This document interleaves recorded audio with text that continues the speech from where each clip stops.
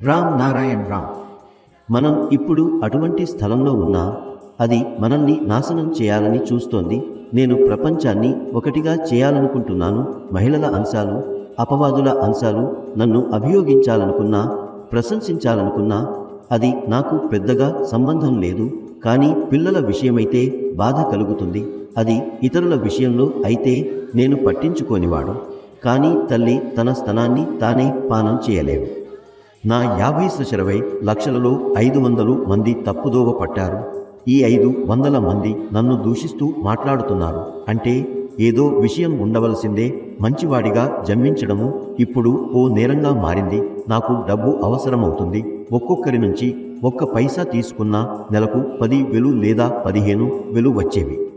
వాళ్ళు నా పనికి అడ్డుగా మారుతున్నారు. ఛార్జ్ షీట్లు ఇస్తారు. నాకు చెప్పాల్సింది చాలా ఉంది.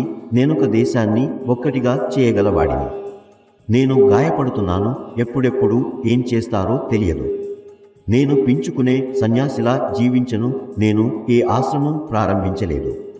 ఒక ఆదర్శంపై నడుస్తున్నాను. ఇవాళ ఇక్కడితో ఆపేస్తున్నాను.